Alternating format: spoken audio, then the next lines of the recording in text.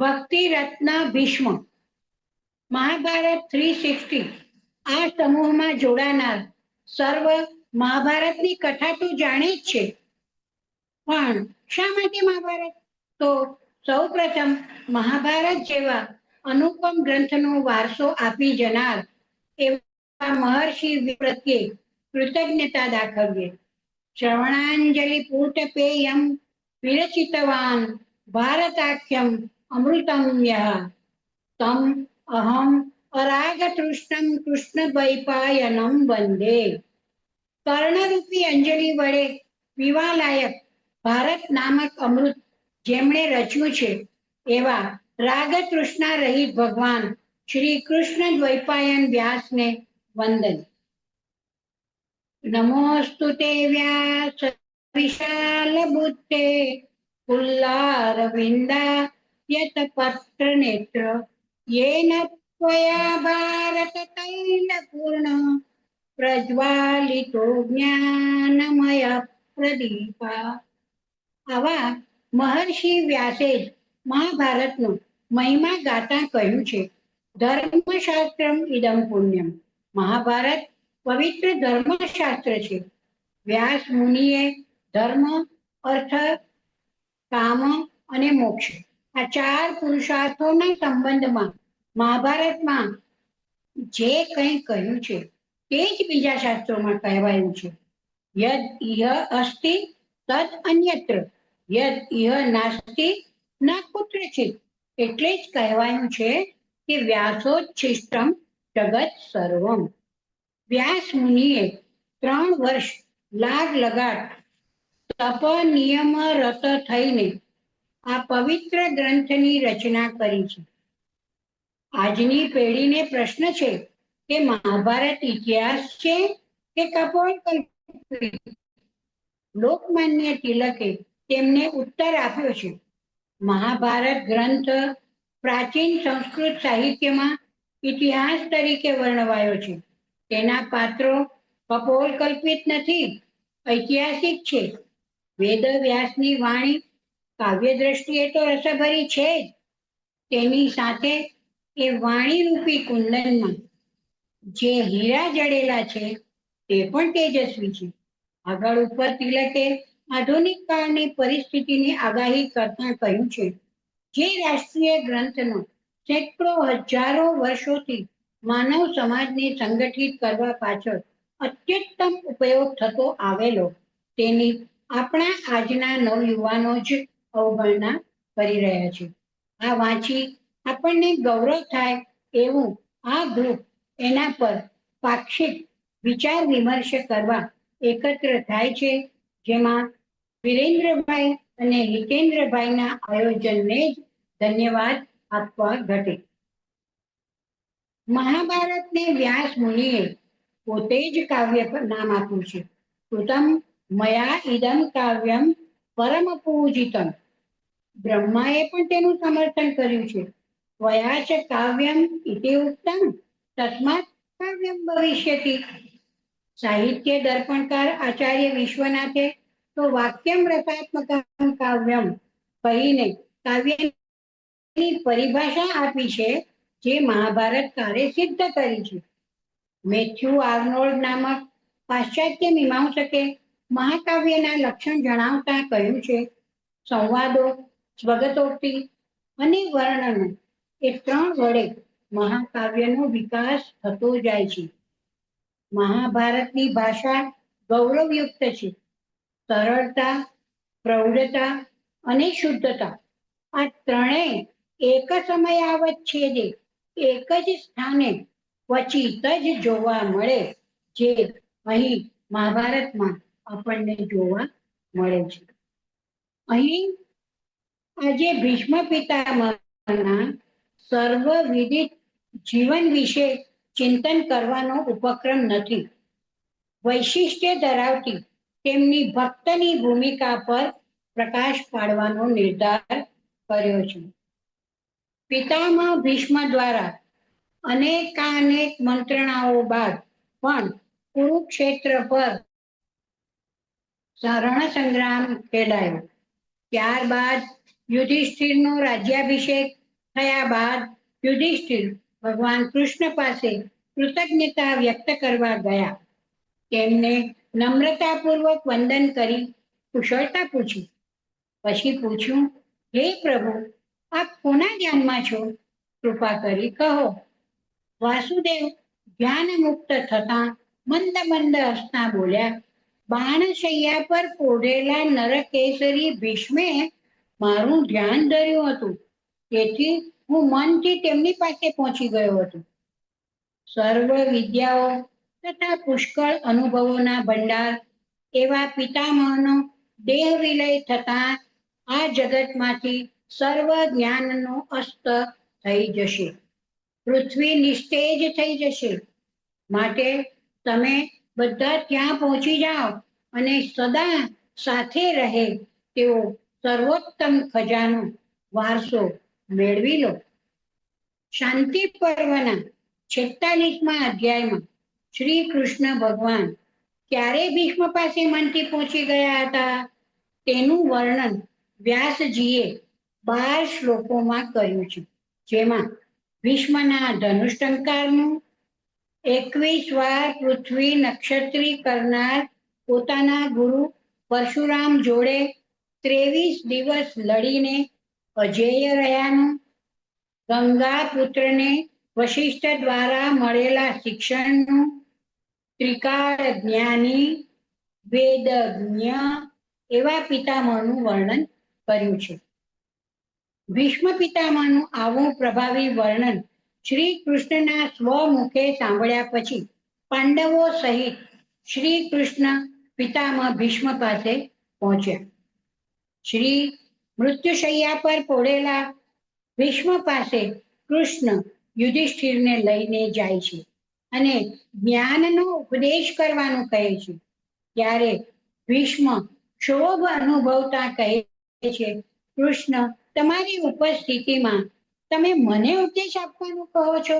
ત્યારે કૃષ્ણે આપેલો જવાબ સાંભળવા જેવો છે. કૃષ્ણ કહે છે, મારી યશ પતાકા તો ફરવાની જ છે. હજારો વર્ષ સુધી લોકો કૃષ્ણ વંદે જગદગુરુ કહી અને મને યાદ કરશે, કારણ કે મને ધર્મના પક્ષે ઊભા રહેવાનું સૌભાગ્ય મળ્યું.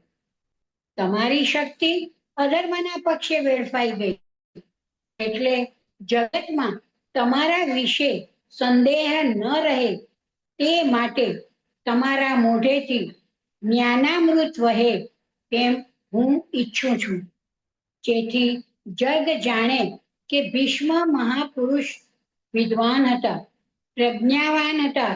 તે માટે મેં તમને ઉપદેશ આપવા કહ્યું.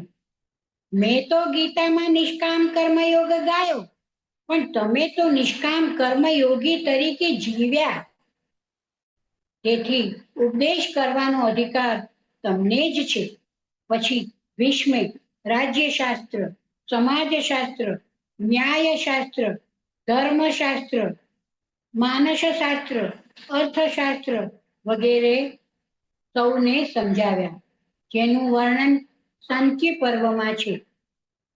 સૂર્ય ઉત્તરાયણમાં પ્રવેશતા સાવધાન થઈ આત્મસ્થ બની એકાગ્ર થઈ બ્રહ્મવેત્તાઓ વચ્ચે બાણશૈયા પર પોઢેલા ભીષ્મ પિતામહે મન, વાણી, કાયાથી પવિત્ર થઈ 2 હાથ જોડ્યા, ભગવાન મધુસૂદનનું ધ્યાન ધર્યું. પછી ધીર ગંભીર સ્વરથી કૃષ્ણની સ્તુતિ કરી. આમ જ્ઞાન અને ભક્તિનો સુવર્ણ યોગ એટલે ભીષ્મ. મહાભારતમાં 5 રત્નો છે. મહાભારતના એ પંચરત્નોમાંનું એક એટલે ભીષ્મ સ્તવ રાજ. એવું કહેવાયું છે કે ગીતા સહસ્ત્ર નામૈવ સ્તવરાજો યનુસ્મૃતિ ગજેન્દ્ર મોક્ષાણમ ચૈવ પંચરત્ના નિભારતે. ભગવદ્ ગીતા, વિષ્ણુ સહસ્ત્ર નામ, ભીષ્મ સ્તવરાજ, અનુસ્મૃતિ અને ગજેન્દ્ર મોક્ષ, આ 5 મહાભારતના રત્નો અત્યંત મૂલ્યવાન અને પવિત્ર માનવામાં આવે છે. આ સર્વે આધ્યાત્મિક જ્ઞાન માર્ગદર્શન અને મોક્ષ પ્રદાન કરે છે. અહીં આપણે ભક્તિ રત્ન ભીષ્મ સંદર્ભિત વિચાર વિમર્શ કરતા હોવાથી એ એક રત્ન વિશે વિચારશું. ભીષ્મ સ્તવ રાજ. ભીષ્મ સ્તવ રાજ મહાભારતના અનુશાસન પર્વનું એક પવિત્ર સ્તોત્ર છે, જેમાં બાણશૈયા પર કોડેલા ભીષ્મ પિતામહ શ્રી કૃષ્ણની સ્તુતિ કરી છે. આ સ્તોત્ર ભગવાન વિષ્ણુના સહસ્ત્ર નામોનો મહિમા બતાવે છે. આ સ્તોત્રમાં ભગવાનની અદ્વિતીયતા, અનંતતા, સર્વવ્યાપકતા અને કરુણાના ગુણગાન કરવામાં આવ્યા છે. આ સ્તોત્રનો મહિમા વર્ણવતા પ્રબુદ્ધ પંડિતો જણાવે છે કે આ સ્તોત્રનો પાઠ યા શ્રવણ કરવાથી વ્યક્તિના બધા પાપ નષ્ટ થઈ જાય છે અને તેને મોક્ષ પ્રાપ્તિ થાય છે. સાંસારિક બંધનોમાંથી મુક્ત થઈ આત્માને દિવ્ય લોકમાં સ્થાયી કરવાનો આ સ્તોત્રનો ઉદ્દેશ્ય છે. અહીં ભગવાનને સર્વવ્યાપી, સર્વજ્ઞ, જગદાધાર અને ભક્તોના ઉદ્ધારક તરીકે પ્રસ્તુત કરવામાં આવ્યા છે. ભક્તો માટે આ સ્તોત્રનું પઠન મોક્ષપ્રદ, પાપનાશક અને પરમ મંગલકારી માનવામાં આવ્યું છે. મહાભારતના શાંતિ પર્વ અંતર્ગત રાજધર્માનુશાસન પર્વમાં 47મા અધ્યાયમાં વર્ણિત આ ગાંગેય ભીષ્મ દ્વારા કરાયેલ શ્રી કૃષ્ણની સ્તુતિ છે. દક્ષિણાયન સમાપ્ત થયું છે. સૂર્યે ઉત્તરાયણમાં પ્રવેશ કર્યો છે. ત્યારે ચોમેર પોતાના કિરણો પ્રસરાવનાર સૂર્ય સમાન કેટલો બાણોથી વિંધાયેલા ભીષ્મ પિતામહને અનેકાનેક શ્રેષ્ઠ બ્રાહ્મણો, મહાત્મા વગેરે વિછડાઈ વળ્યા હતા. એ સૌ ઋષિઓ વચ્ચે ભીષ્મ પિતામહ ગ્રહોથી ઘેરાયેલા ચંદ્ર સમાન શોભતા હતા. વાચસ્પતિ, પરમ ધર્માત્મા, મહાસમર્થ, યોગેશ્વર, કમળ સમાન નાભીવાળા, સર્વ વ્યાપક, વિજયશીલ, જગતપતિ શ્રી કૃષ્ણની સ્તુતિનો પ્રારંભ શુદ્ધ અંતઃકરણથી ભીષ્મે કર્યો. પ્રથમ શ્લોકમાં કહ્યું છે, આરિરાદૈષુ કૃષ્ણમ વાચમ જિગદિશામિયામ તયા વ્યાસ સમાસિન્યા પ્રિયતામ પુરુષોત્તમ. પ્રથમ જ શ્લોકમાં શ્રી કૃષ્ણની આરાધના કરવાની ઈચ્છા ધરાવનાર ભીષ્મ પોતે જે વાણીનો ઉચ્ચાર કરે છે તે વિસ્તૃત અથવા સંક્ષિપ્ત વાણીથી પુરુષોત્તમને પ્રસન્ન કરવા ઈચ્છે છે. આ આખું ભીષ્મ સ્તવરાજ 112 શ્લોકમાં સમાવિષ્ટ છે. પણ ગભરાવાની જરૂર નથી. હું 112 શ્લોકો અહીંયા વર્ણવીશ નહીં. તેમાંના કેટલાક ગુણગ્રાહી, સહજતાથી આચરણીય એટલા જ શ્લોકોનું અહીં આપણે વિમર્શન કરીશું. ભગવાનની અનંતતાને વર્ણવતા ભીષ્મ પિતા કહે છે, અનાદ્યંતમ પરમ બ્રહ્મ ન દેવા ન ઋષયો વિદુ એકોયમ વેદ ભગવાન દાતા નારાયણો હરિ. અનાદિ અને અનંત પરબ્રહ્મને દેવો કે ઋષિઓ જાણતા નથી. તે પરબ્રહ્મને સર્વના ઉત્પાદક તથા સંહારક ભગવાન જ જાણે છે. અહીં ભગવાનની અદ્વિતીયતા, અનંતતા, સર્વવ્યાપકતા અને જગદાધાર તરીકે સ્તુતિ કરવામાં આવી છે. સામાન્ય જન તમે અમે આપણે સ્તોત્ર જરૂર ગાઈએ, બહુ તો અર્થ સમજવા પ્રયત્ન કરીએ, પણ સંપૂર્ણ શરણાગતિ વગર આવી વાણી હૃદયમાંથી ન નીકળે. યસ્મિન નિત્યે તે તંતૌ દ્રઢે સ્ત્રગિવ તિષ્ઠતિ સદસત ગ્રથિતમ વિશ્વમ વિશ્વાંગે વિશ્વકર્મણિ. ભગવાન સમગ્ર વિશ્વના આધાર, સર્વ કર્મના પ્રવર્તક અને સર્વવ્યાપક એવા નિત્ય સ્વરૂપ પરમાત્મા જોડે કાર્ય કારણથી ગૂંથાયેલું આ સમગ્ર જગત મજબૂત તંતુ જોડે જેમ પુષ્પમાળા રહેલી હોય છે તેમ જ રહેલું છે. મરણ પથારીએ પડેલા સામાન્ય માનવીને વિષ્ણુની સર્વ વ્યાપકતા વિશે આવી ઉપમા સૂજે કરી. આપણે ગીતામાં પણ વાંચીએ છીએ કે સૂત્રે મણિગણા એવ સર્વ વ્યાપક ઈશાવાસ્યમ ઇદમ સર્વમ, એમ ઈશાવાસ્યોપનિષદે પણ કહ્યું સર્વ વ્યાપક ભગવાન છે. છતાં વ્યવહારમાં સર્વ વ્યાપકતા જોવી એ આપણને અઘરું લાગે છે. યસ્મિન નિત્યમ તપસ્તત્વમ યદંગેશ્વનુતિષ્ઠતિ સર્વાત્મા સર્વવિદ સર્વજ્ઞ સર્વભાવનઃ, જેને પ્રસન્ન કરવા માટે આચરેલો સ્વધર્મ જેના પ્રભાવથી ચિત્તમાં સ્થિર થઈને રહે છે, જે સર્વના આત્મામાં છે, સર્વના હૃદયમાં વિરાજમાન છે, સર્વજ્ઞ છે અને સર્વને ઉત્પન્ન કરનાર છે, તેમની શરણે હું જાઉં છું. સ્વધર્મ અર્થાત અહીંયા ધર્મનો અર્થ હિન્દુ મુસ્લિમ ખ્રિસ્ત ઈસાઈ એ લેવાનો નથી. ધર્મ એટલે કર્તવ્ય. સ્વધર્મ અર્થાત સ્વ કર્તવ્ય આ જીવન નિષ્ઠાપૂર્વક નિભાવવા માટે ઈશ્વરના અનુગ્રહની આવશ્યકતા હોય છે. ઈશ્વરનો અનુગ્રહ તેને જ પ્રાપ્ત થાય કે જે તેના પ્રભાવને સ્વીકારે અને તેમની સંપૂર્ણ શરણાગતિ.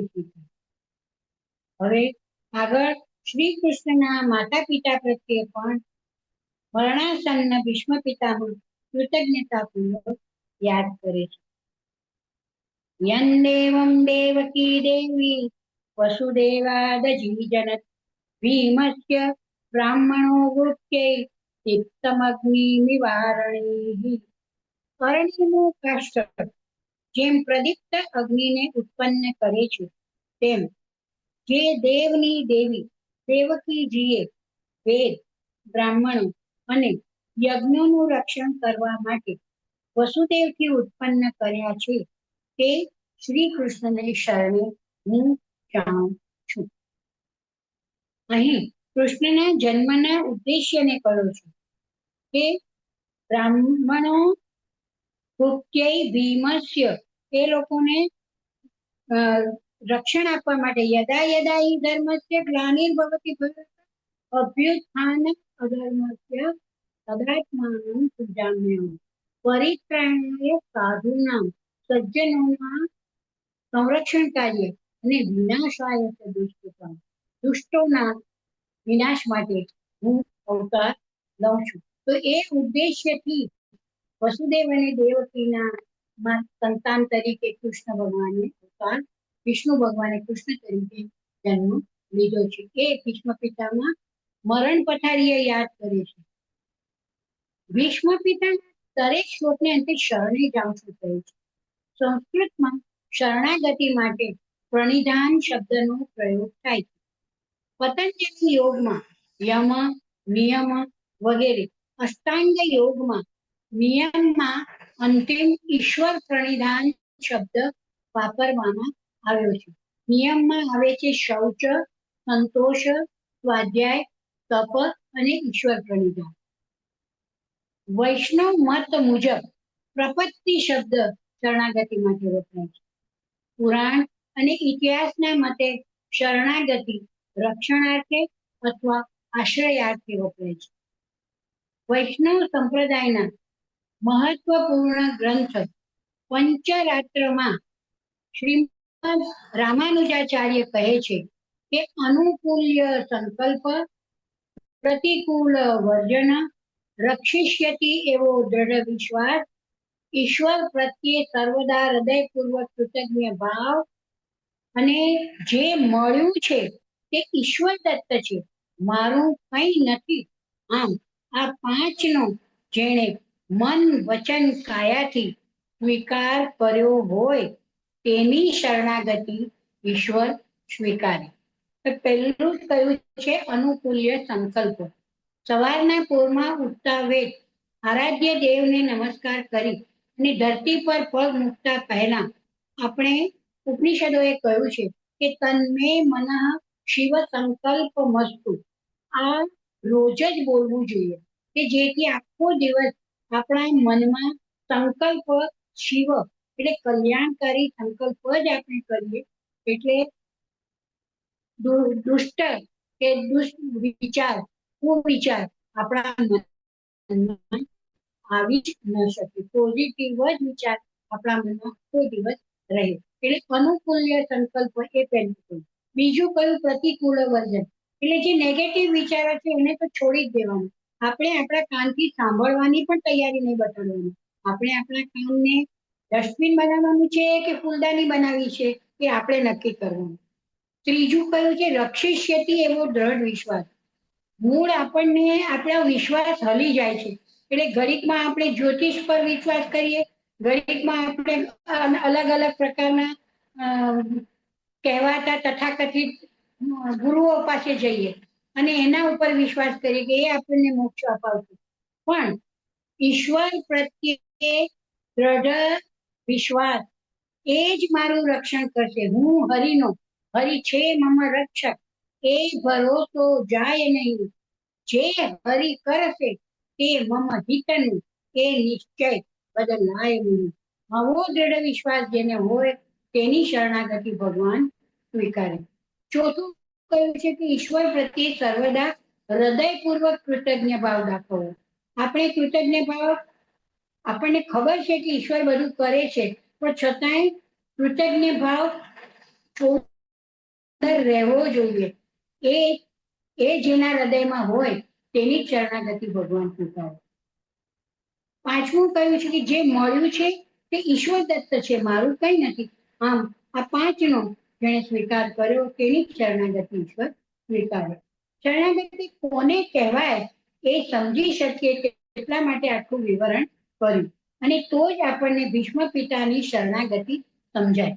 આપણે કદાચ રોજ જ શ્રી કૃષ્ણ શરણમ મમ નું જપ કરતા જ હોઈશું, પણ માત્ર શરણમ શબ્દ બોલવાથી કૃષ્ણ સાંભળી પણ લે અને આપણને શરણમાં પણ લઈ લે એટલું સહજ નથી. તદ જપઃ તદર્થ ભાવનમ. એટલે આ પાંચે પાંચ તત્વો જો આપણામાં આવે તો જ કૃષ્ણ આપણા હૃદયમાં 24 કલાક રહે અને આપણી શરણાગતિ સ્વીકારે.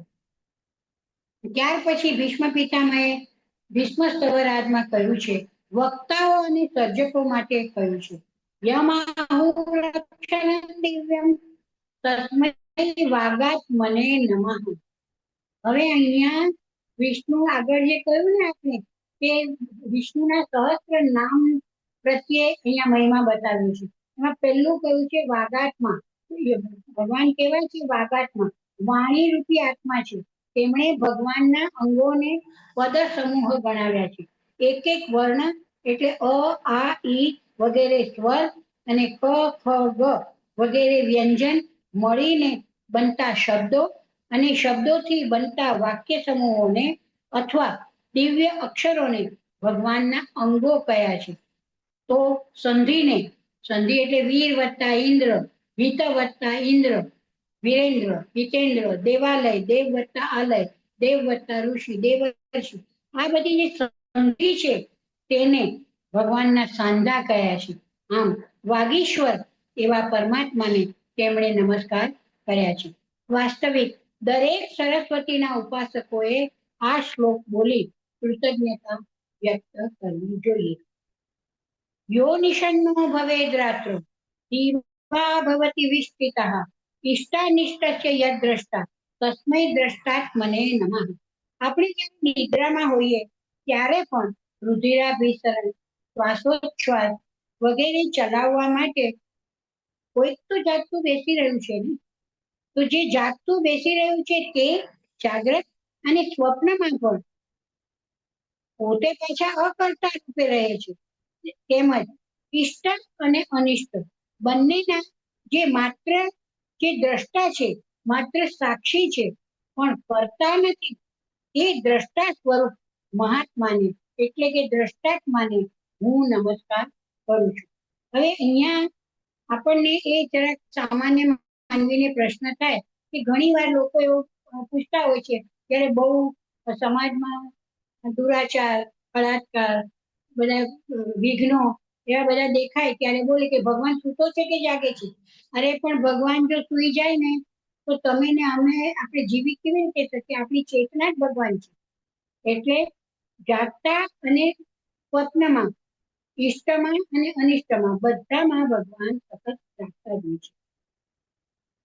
ભીષ્મએ એટલે જ કહ્યું છે કે સામાન્ય માનવી સમજી શકે, સહજતાથી સમજી શકે તેવી રીતે ઉપરાંત દૈનિક જીવનમાં આચરણમાં મૂકી શકે એટલા માટે સંપૂર્ણ જીવનનું સંચાલન કરતા હોવા છતાં જે અકર્તા રહે એવા વિષ્ણુને મારા દ્રષ્ટાત્મા વિષ્ણુને મારા નમસ્કાર. આમ સત્કૃત્ય અને દુષ્કૃત્યના પણ તેઓ માત્ર સાક્ષી છે. દરેક કર્મનું ફળ તો કર્તાએ પોતે જ ભોગવવું પડે એવા દ્રષ્ટા સ્વરૂપ ભગવાનને અહીં નમસ્કાર કરવામાં આવ્યા છે. અન્નપાનેન્દમયો રસોત્પ્રાણો વિવર્ધન યો ધારયતિ ભૂતાની તસ્મૈ પ્રાણાત્મને નમઃ. હવે અહીં પ્રાણાત્માને નમસ્કાર કર્યા છે. અન્ન, જળ વગેરેના ઇંધણ દ્વારા શરીરમાં રસ અને બળની વૃદ્ધિ કરી સર્વ પ્રાણીઓને જીવંત રાખનાર પ્રાણાત્માને મારા નમસ્કાર. રોજ આહાર ગ્રહણ કરતા પહેલા કૃતજ્ઞતાપૂર્વક સમજીને જો નમસ્કાર થાય તો ભગવાન જરૂર સ્વીકારે. પ્રાણાનામ ધારણાર્થાય યોન્નમ ભૂંક્તે ચતુર્વિધમ અંતર્ભૂત પચત્યગ્નિ તસ્મૈ પાકાત્મને નમઃ. હવે ખાધું તો ખરું, આહાર તો ગ્રહણ કર્યો, અન્ન ગ્રહણ કર્યું, પણ અન્નનું પાચન કોણ કરશે? એટલે પાકાત્મા એવા વિષ્ણુને મારા નમસ્કાર. પેય એટલે પીવા લાયક, ચોષ્ય એટલે ચૂસવા લાયક, લેય એટલે ચાટવા લાયક અને ભક્ષ્ય એટલે ચાવીને ખાવા લાયક.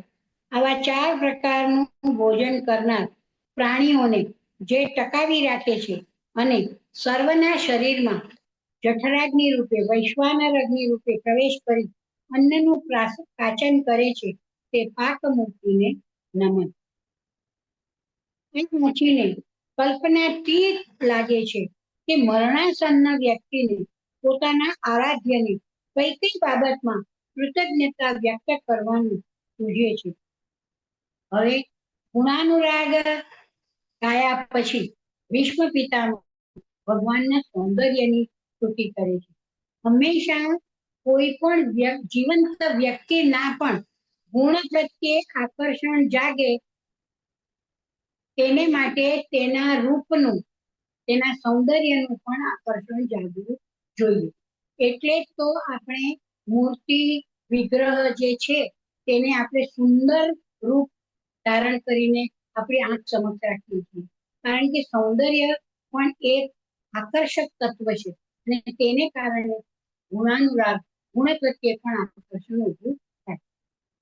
અતથી પુષ્પ સંકાશમ પીતવાસ સમુચ્ચયમ યે નમસ્યંતિ ગોવિંદમ ન તેષાં વિદ્યતે ભયમ.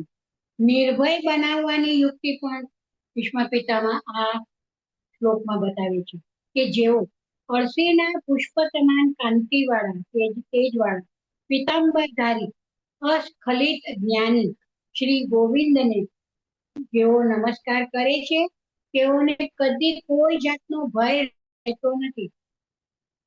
આપણને થાય કે અમને ક્યાં ભય જ છે, પણ ખરું પૂછો તો આજે માનવી ભયથી ત્રસ્ત જ છે. ભોગે રોગ ભયમ, કુલે ચ્યુતિ ભયમ, વિત્તે નૃપાલાદ ભયમ, માને દૈન્ય ભયમ, બલે રિપુ ભયમ, રૂપે જરાયાદ ભયમ, શાસ્ત્રે વાદ ભયમ, ગુણે ખલ ભયમ, કાલે કૃતાંતાદ ભયમ, સર્વે વસ્તુ ભયમ વિતમ ભુવિનૃણામ વિષ્ણુ પદમ નિર્ભયમ.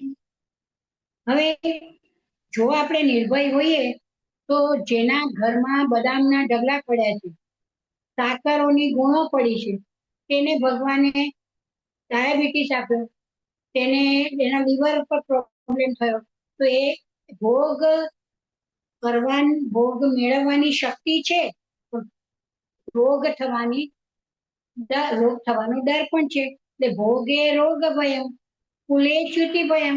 સત્કુળમાં જન્મ હોય તો ડર લાગે કે મારા કુળમાં કલંક લાગે, એવું તો વર્તન મારાથી નહીં થાય ને. વિત્તે નૃપાલાદ ભયમ, આપણી પાસે ધન સંગ્રહ બહુ થઈ જાય તો સરકાર ટેક્સ તો નહીં વધારી દે ને, એનો ડર લાગે. માન જેને સતત મેળવવાની આદત પડી ગઈ હોય એ વ્યક્તિ કોઈ સમારંભમાં અતિથિ વિશેષ તરીકે પણ જાય ને તો એ ઈરાદાપૂર્વક મોડો જાય, કારણ કે જો તેને માન આપવામાં ન આવે, પહેલી હરોળમાં બેસાડવામાં ન આવે તો તેને લાચારી લાગે. પણ તેને અંદાજ નથી આવતો કે કલાકારોનું ધ્યાન ભંગ કરવાનું અને પ્રેક્ષકોનું ધ્યાન ભંગ કરવાનું પાપ પણ જોડે જોડે થઈ જતું હોય છે. એટલે માન માગીને ના મળે, માન તો સહજતાથી મળે, પણ જેને માન મેળવવાની આદત પડી ગઈ હોય તેનામાં લાચારીનો ભય આવ્યા વગર રહેતો નથી. ભલે ભય, જો કોઈ દેશ રાષ્ટ્ર વિકાસોન્નત થવા પ્રયત્ન કરે તો બીજા રાષ્ટ્ર એની ઉપર હુમલો કર્યા વગર રહે જ નહીં. ભલે ભય રૂપે જરા યાદ ભય, આજે તો આમાં તો કહેવાની પ્રશ્ન જ નથી. સૌંદર્ય સાધનોનો રાખડો ફાટ્યો છે, એટલે વાળ સફેદ થાય તો પણ આપણને વૃદ્ધત્વ દેખાડવાનું માન્ય નથી. આપણને વાળ ડાય કરીને પણ મારે વૃદ્ધત્વનો મને ભય લાગે છે. એટલે રૂપે હું સારી જ દેખાડી દઉં. રૂપે જરાયાત ભયમ શાસ્ત્રે વાદ ભયમ, જો બહુ શાસ્ત્રોનો અભ્યાસ કર્યો હોય તો પછી વિવાદ મારી જોડે જ્યારે થશે ત્યારે મને પરાજય તો નહીં મળે ને, એનો ભય લાગે. ગુણે ખલ ભયમ, ગુણવાન જે વ્યક્તિ હોય એને દુષ્ટ માણસનો ભય લાગે કે દુર્જન જો મારા સંગમાં ભળવા પ્રયત્ન કરશે તો. કાલે કૃતાંતાત ભય, અને અંતે યમરાજાનો ભય તો છેવટે છે ને છે.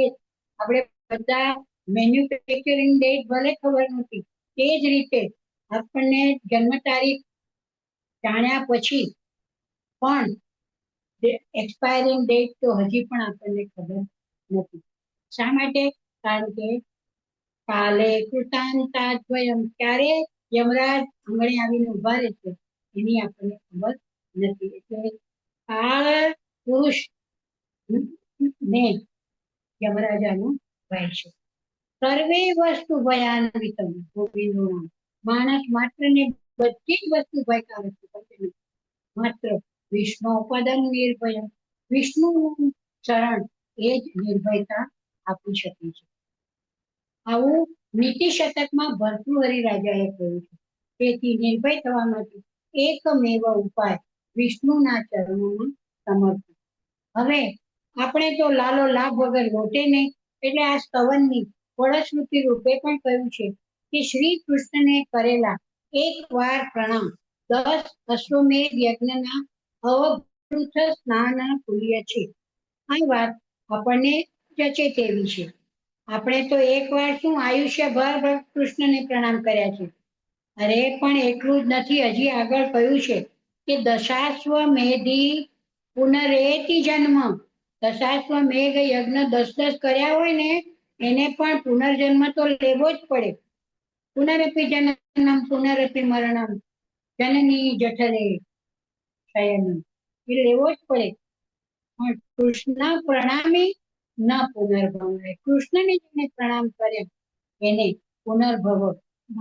પુનર્જન્મ લેવો પડતો નથી. શ્રી કૃષ્ણને પ્રણામ કરનારને પુનર્જન્મ નથી, મોક્ષ જ છે.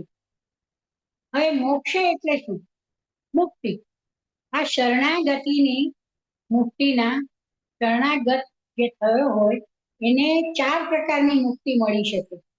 પહેલી સાલોક્ય, એટલે કે ભૌતિક મુક્તિ બાદ જો દેહ વિલય થાય પછી ભગવાનના નિવાસમાં તેને પ્રવેશ મળે. અને ભલે લખીએ છીએ વૈકુંઠ વાસી, પણ વૈકુંઠમાં વાસ તેને જ મળે કે જેની શરણાગતિ શ્રી કૃષ્ણ સ્વીકારી હોય. આ પહેલી સાલોક્ય મુક્તિ, લોક વિષ્ણુ લોકમાં વૈકુંઠ લોકમાં જેને પ્રવેશ મળે. બીજી મુક્તિ છે સામીપ્ય, એટલે કે જેને જેની શરણાગતિ ભગવાને સ્વીકારી હોય અને ભગવાન પોતાના જ સાનિધ્યમાં સદા રાખે, આવી મુક્તિ જેને મળે તેને સામીપ્ય મુક્તિ કહેવાય. ત્રીજી મુક્તિ છે સારૂપ્ય મુક્તિ, એટલે ભગવાનની જેમ ચતુર્ભુજ રૂપ પ્રાપ્ત થાય.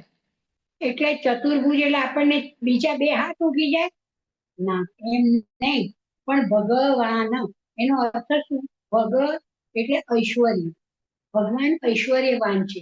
ઐશ્વર્ય એટલે શું? 6 પ્રકારના ઐશ્વર્ય છે: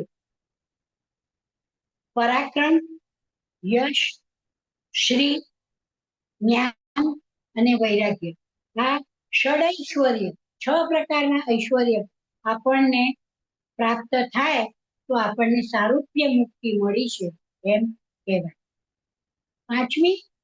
ચોથા પ્રકારની મુક્તિ છે સાયુજ્ય મુક્તિ, એટલે કે ભગવાનના બ્રહ્મ તેજમાં વિલીન થઈ જવું. એટલે દ્વૈત હતા, પ્રાણ આત્મા અને પરમાત્મા એક જ છે. પરમાત્મા હતા પણ એ આપણે દ્વૈત હતા, જીવાત્મા અને પરમાત્મા, પણ એ દ્વૈતમાંથી અદ્વૈતમાં પરિણમવું, એનું નામ એટલે કે સાયુજ્ય મુક્તિ, ભગવાનના બ્રહ્મ તેજમાં વિલીન થઈ જવું. આ ચારેય પ્રકારની મુક્તિમાંથી એકાદ મુક્તિ તેને જ મળે જેનો ભાવ અને વિચાર નિર્મળ અને પવિત્ર બને. જ્યારે વ્યક્તિ સંપૂર્ણતયા પોતાના ઈષ્ટદેવના ચરણોમાં સમર્પિત થઈ જાય, ટૂંકમાં સુખ દુઃખ મોહ છૂટે, એને મોક્ષ કહેવાય. ઇતિ વિદ્યા તપો યોનિ વિષ્ણુ પીડિતા વાગ્યજ્ઞેનાર્ચિતો દેવ પ્રિયતામ મે જનાર્દન.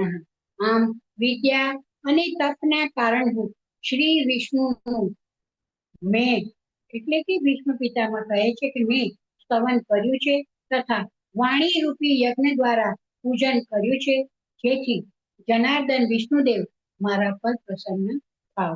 આટલા સ્તુતિ વચન કહ્યા બાદ શ્રી કૃષ્ણમાં રત મગ્ન એવા શ્રી ભીષ્મ નમઃ કહી પ્રણામ કર્યા. ભીષ્મ પોતાના પ્રાણ ત્યાગ વેળાએ શ્રી કૃષ્ણને પ્રત્યક્ષ જોઈ કૃતાર્થ ધન્ય થયા છે. તેમણે શ્રી કૃષ્ણને પોતાના દેહ ત્યાગ સુધી ત્યાં જ પ્રતીક્ષા કરવા વિનંતી કરી છે. ભીષ્મે બધા ધર્મો સમજાવી દીધા, ત્યાં તો તેમની ઈચ્છા મૃત્યુની ઘડી આવી ગઈ. તે સમયે હજારો રથીઓના નેતા ભીષ્મ પિતાએ વાણીનો સંયમ કરી એકાગ્ર ચિત્ત થઈ આદિ પુરુષ ભગવાન શ્રી કૃષ્ણમાં મન પરોવ્યું.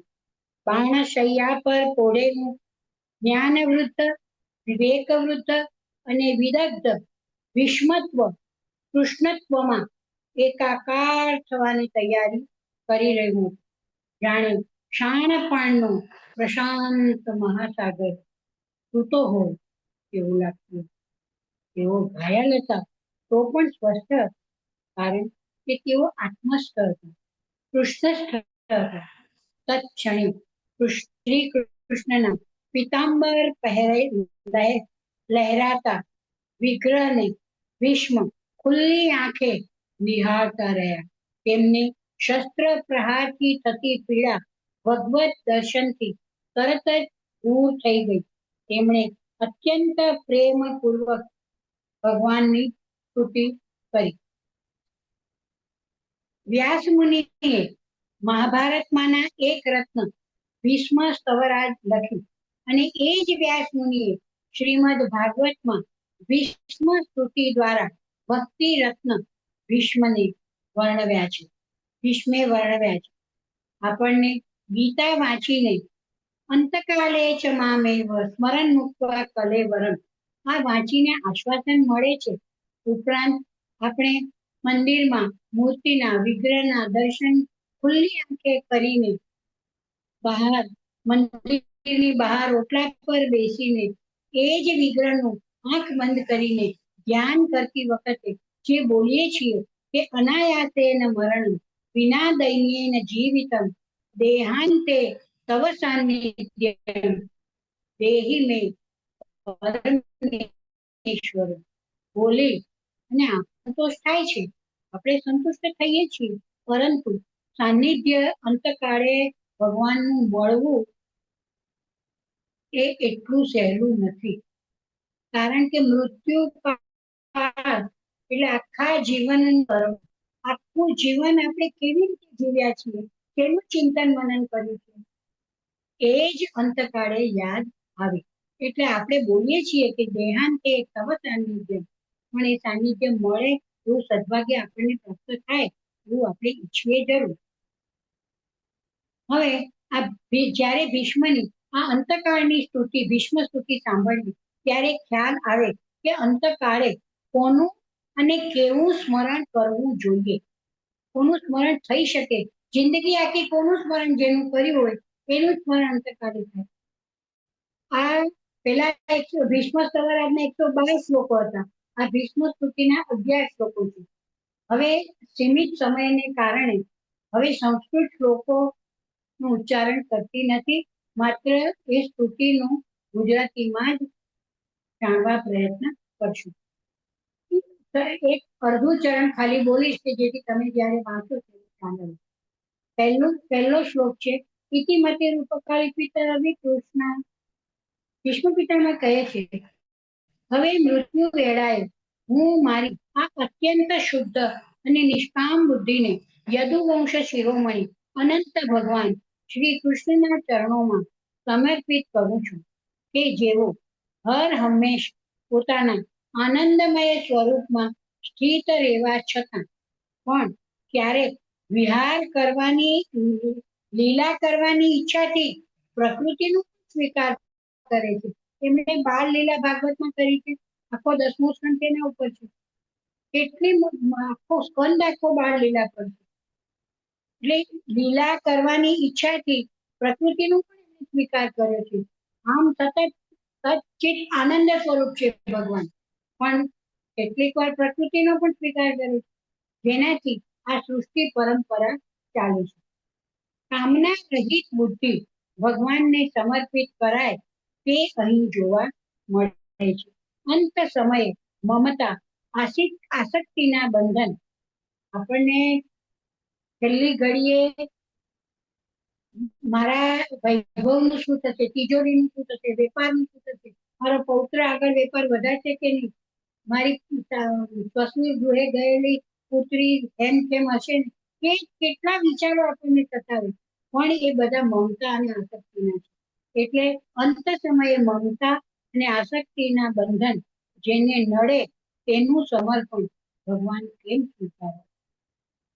બીજા શ્લોકમાં કહ્યું છે ત્રિભુવન કમનમ કમાલ વર્ણ, આ જીવન જેમણે આત્યંતિક પ્રેમ જેના પર કર્યો હોય તેનું શરીર, તેનું સૌંદર્ય અંતકાળે તેમની ત્રિભુવન સુંદર લાગે છે. કમાલ પત્ર જેવું શ્યામ વર્ણ લાગે છે, સૂર્ય કિરણો જેવું પીતાંબરધારી દેખાય છે. તેમના મુખકમળ પર વાંકડિયા વાળની લટો ફરકતી દેખાય છે.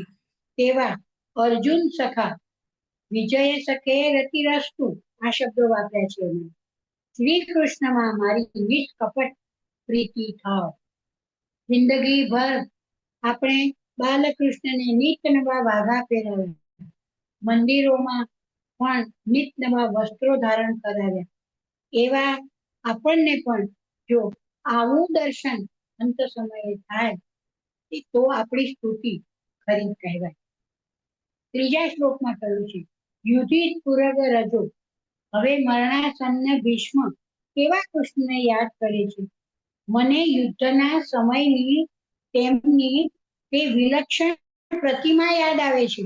રણાંગણ પર તેમના મુખ પર લહેરાતા વાંકડિયા વાળ, જે ઘોડાઓની તબડક તબડક રવાલની રજતી ધૂળ અને ધૂસર વાળા થઈ ગયા હતા, અને તેમના મુખ પર પ્રસ્વેદ બિંદુ શોભી રહ્યા હતા.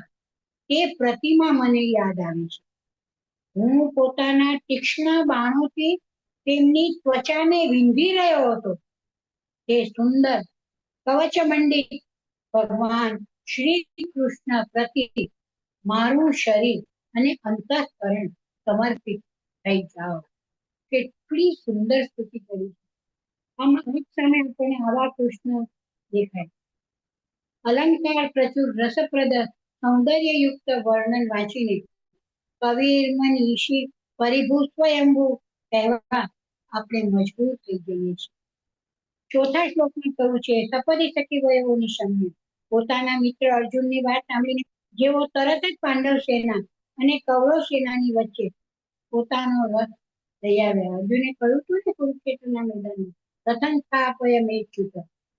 એ અને એટલે રથ લઈ આવ્યા પણ ત્યાં સ્થિર ઉભા રહી જેમણે એટલે સારથી પોતે હતા ને કૃષ્ણ, તો સ્થિર ઉભા રહીને જેમણે પોતાની દ્રષ્ટિથી જ શત્રુ પક્ષના સૈનિકોનું આયુષ્ય હરી લીધું તે પાર્થ સખા ભગવાન શ્રી કૃષ્ણમાં મારી પરમ પ્રીતિ. કઈ કઈ ક્ષણોને આ સેનાપતિ મરણાસન્ન અવસ્થામાં ફરે છે તે જાણી આપણે વિસ્મય થાય. ભીષ્મ કદી અર્જુનને પણ વિસર્યા નથી. કૃષ્ણની સ્તુતિ કરતી વખતે પણ તેમને પાર્થ સખા પૃથા પુત્ર પાર્થ એમ સંબોધન કરે છે. અહીં ભાગવતકાર વ્યાસ મુનિના પણ શબ્દો યાદ આવે. પાર્થાય પ્રતિબોધિતા ભગવતા વ્યાસેન પ્રથિતા પુરાણ મુનિના. એવી ગીતા જે મહાભારત મધ્યે છે તે ગાનાર કૃષ્ણને પણ ભીષ્મ અંત સમયે યાદ કરે છે. વ્યવહિત પૃતનામકમ. અર્જુને જ્યારે દૂરથી કૌરવની સેનાના અગ્રણી એવા અમને એટલે કે ભીષ્મ અને દ્રોણને જ્યારે જોયા ત્યારે પાપ સમજીને તે પોતાના સ્વજનોના વધથી વિમુક્ત થઈ ગયો. આકાંક્ષી વિજય કૃષ્ણ કહીને રથની પાછળ બેસી ગયો. ગાંડીઓમ સંતતે હસ્તાત પક્ષય પડી ગઈ હતી. આત્મવિદ્યાનો ઉપદેશ કરી અને તેના તત્કાલીન અજ્ઞાન રૂપી મોહનો હે કૃષ્ણ તમે નાશ કર્યો. તે પરમ પુરુષ ભગવાન કૃષ્ણના ચરણોમાં મારી પ્રીતિ બની રહી. સ્વનિગમ પપહાય મત પ્રતિજ્ઞા. મેં પ્રતિજ્ઞા કરી હતી કે હું શ્રી કૃષ્ણને શસ્ત્ર ગ્રહણ કરાવીને જ રહીશ, પણ તે પ્રતિજ્ઞાને સત્ય અને આચરણમાં મૂકવા તેમણે પોતે ગ્રહણ કરેલી શસ્ત્ર ગ્રહણ નહીં કરવાની પોતાની પ્રતિજ્ઞા તોડી નાખી. તે સમયે તેઓ રથમાંથી નીચે કૂદી પડ્યા અને સિંહની જેમ હાથીને મારવા કૂદી પડ્યા. તે જ રીતે રથનું પૈડું લઈ મારા પર ધસી ગયા. ત્યારે તેઓ એટલા વેગથી દોડ્યા કે તેમના ખભા પરનું ઉપવસ્ત્ર પડી ગયું અને ધરા ધ્રુજવા લાગી. શીત વિશિતવતો વિશીર્ણ દંશ. મેં આતતાયીએ તીક્ષ્ણ બાણ મારીને તેમના શરીરનું કવચ તોડી નાખ્યું હતું, જેથી તેમનું આખું શરીર લોહી લુહાણ થઈ ગયું હતું. અર્જુનના રોકવા છતાં પણ તેઓ બળપૂર્વક મને મારવા માટે મારા તરફ દોડી આવી રહ્યા હતા. તે જ ભગવાન શ્રી કૃષ્ણ જેઓ આમ કરતા હોવા છતાં પણ મારા પ્રત્યે અનુગ્રહ અને ભક્ત વત્સલતાથી પરિપૂર્ણ હતા. હવે વિચાર કરો કે જે એમને મારવા દોડ્યા હતા એમની સ્તુતિ કરે છે, કારણ કે તેઓને મારા પ્રત્યે તો બહુ અનુગ્રહ અને ભક્ત વત્સલ હતા. તેઓ મારી એકમાત્ર ગતિ અને આશ્રય ભાવ.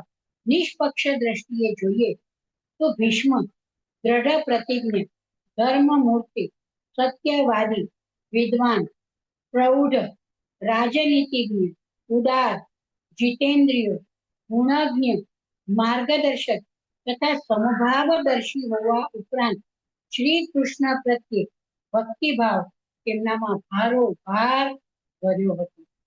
પોતાની જાતને આતતાયી ગણવામાં પણ તેમને ક્ષોભ સંકોચ થતો નથી. વાસ્તવમાં આતતાયી કોને કહેવાય?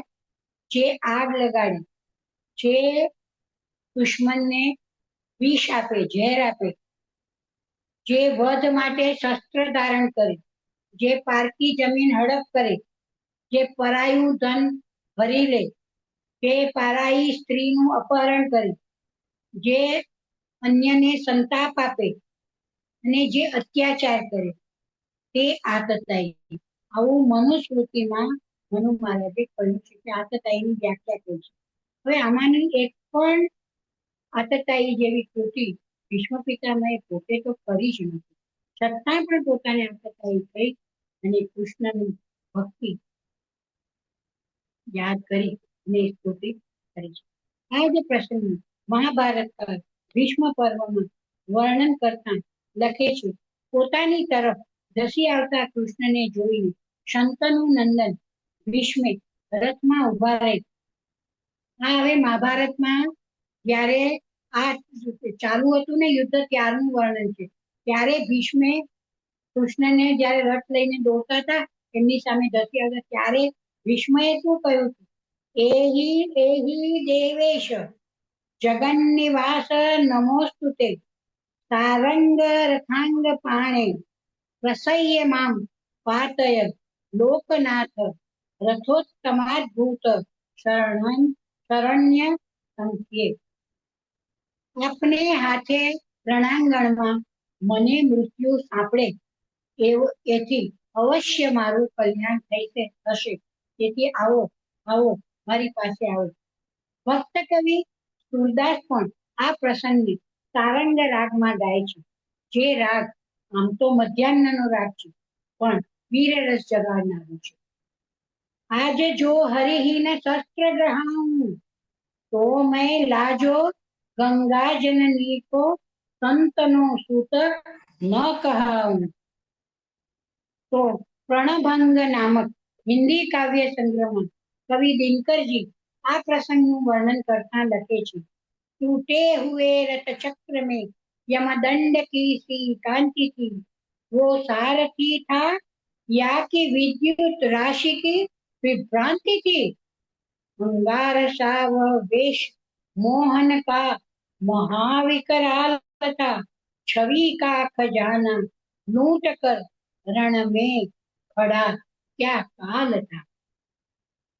વિજય રથ કુટુંબ અર્જુનના રથના રક્ષણમાં સાવધાન, જે શ્રી કૃષ્ણના ડાબા હાથમાં ઘોડાઓની લગામ અને જમણા હાથમાં ચાબુક હતી, તે બંનેની શોભાથી તે સમયે જેમની અપૂર્વ પ્રતિમા બની ગઈ હતી, તથા મહાભારત યુદ્ધમાં જે વીરો મર્યા તે મરનારા વીરો જેમની આ છબીનું દર્શન કરતા રહેવાને કારણે સારૂપ્ય મોક્ષ પામ્યા.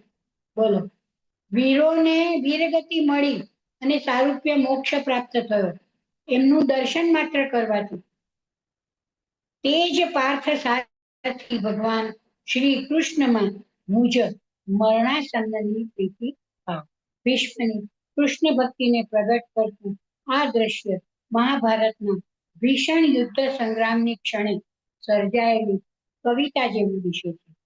ભીષ્મ અને કૃષ્ણ વચ્ચેનો આત્મીય સેતુ ભક્ત અને ભગવાન વચ્ચેનો ભક્તિ સેતુ હતો.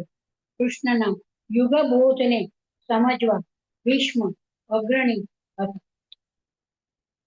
લલિત ગતિ વિલાસ વલ્લભ, જેમની મધુર સુંદર ચાલ, મધુર સ્મિત, હાવભાવયુક્ત ચેષ્ટાઓ અને પ્રેમપૂર્ણ દ્રષ્ટિથી અત્યંત સન્માનિત ગોપીઓ રાસલીલામાંથી તેમના અંતર્ધાન થઈ જવાથી પ્રેમોન્માદથી ઘેરી થઈ ને જેમની લીલાઓનું અનુકરણ કરીને તન્મય થઈ ગઈ હતી, તે જ ભગવાન શ્રી કૃષ્ણમાં મારો પરમ પ્રેમ.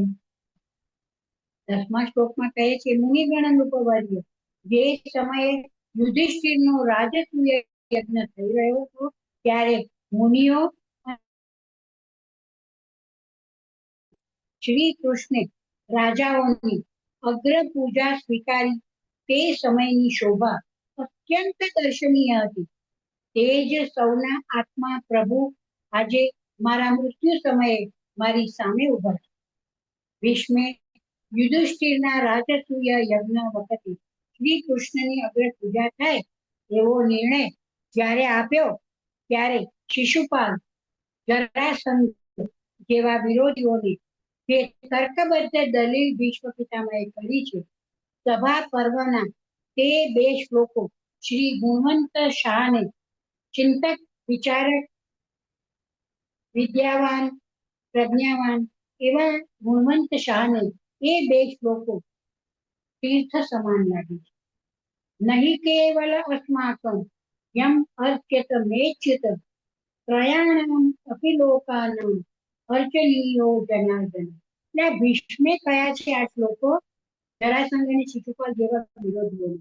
કેટલું સરસ રીતે કહ્યું છે કે જ્ઞાન વૃદ્ધો દ્વિજાતિનામ ક્ષત્રિયાણામ બલાધિકાહ પૂજ્યે તૌ ઇહ ગોવિંદે હેતુ ગૌ અપી સંસ્થિતૌ. સભા પર્વના 35મા અધ્યાયમાં 17 અને 18 બે શ્લોકો શ્રી ગુણવંત શાહને તીર્થ સમાન પવિત્ર લાગે.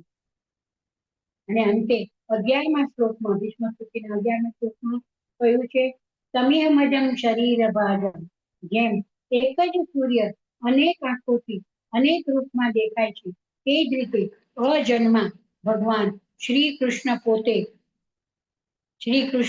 પોતે જ રચેલા અનેક શરીરધારીઓના હૃદયમાં અનેક રૂપે હોય તેવા લાગે છે. વાસ્તવમાં તો તેઓ એક જ છે અને સૌના હૃદયમાં વિરાજમાન છે.